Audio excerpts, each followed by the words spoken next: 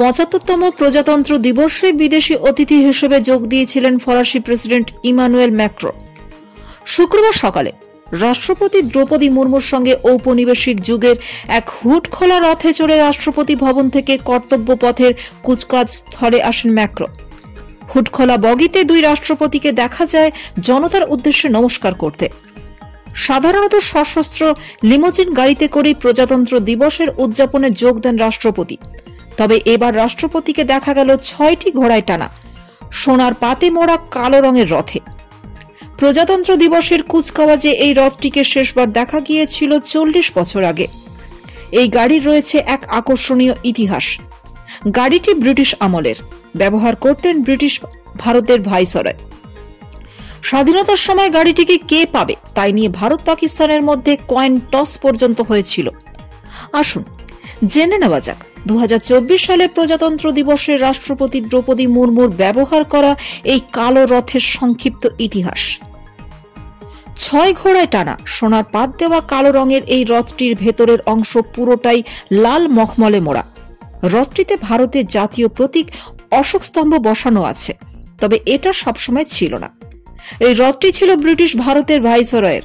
Viceroy তার এস্টেটের চারপাশে ভ্রমণের জন্য রথটি ব্যবহার করতেন।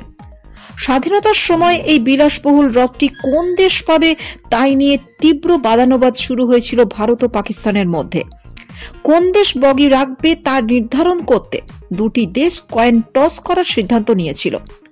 ক্রিকেট বা অন্য খেলা শুরুর আগে দুই দেশের অধিনায়করা যেমন টস করেন ঠিক সেরকম, অর্থাৎ বিষয়টি ভাগ্যের উপর ছেড়ে দিয়েছিল দুই দেশ। কয়েন টসে ভারতের পক্ষে অংশ নেন কর্নেল ঠাকুর গোবিন্দ সিং, আর পাকিস্তানের পক্ষ ছিলেন সাহাবজাদা ইয়াকুব খান। আর ভারত পাকিস্তানের মধ্যে প্রথম কয়েন টসে ভারতের হয়ে রথটি জিতে নিয়েছিলেন কর্নেল ঠাকুর গোবিন্দ সিং। পরবর্তী সময় রাষ্ট্রপতি ভবন থেকে স্বল্প দূরত্বের ভ্রমণের জন্য রথটি ব্যবহার করেন ভারতের একাধিক রাষ্ট্রপতি। মন্ত্রিসভার শপথ গ্রহণ অনুষ্ঠানে যোগ দিতে রাষ্ট্রপতি ভবন থেকে সংসদ ভবনে, প্রজাতন্ত্র দিবসের কুচকাওয়াজে অংশ নিতে কর্তব্য পথে যাওয়া, ২৯ জানুয়ারি প্রজাতন্ত্র দিবসের উদযাপনের সমাপ্তি উপলক্ষে বিজয় চকে বিটিং রিট্রিট অনুষ্ঠানে যোগ দেওয়ার সময় রাষ্ট্রপতিরা এই রথটি ব্যবহার করতেন। তবে বেশ কয়েক বছর পর নিরাপত্তাগত হুমকি বৃদ্ধির প্রেক্ষিতে এই ঐতিহ্যশালী রথের বদলে রাষ্ট্রপতিদের জন্য বুলেট প্রুফ গাড়ি ব্যবহার করা শুরু হয়। ২০১৪ তৎকালীন রাষ্ট্রপতি প্রণব মুখোপাধ্যায় অবশ্য বিটিং রিট্রিট অনুষ্ঠানে যোগদানের জন্য এই ঐতিহাসিক রথটি ব্যবহার করেছিলেন। তারপর এদিন আবার কর্তব্য পথে দেখা গেল গাড়িটিকে।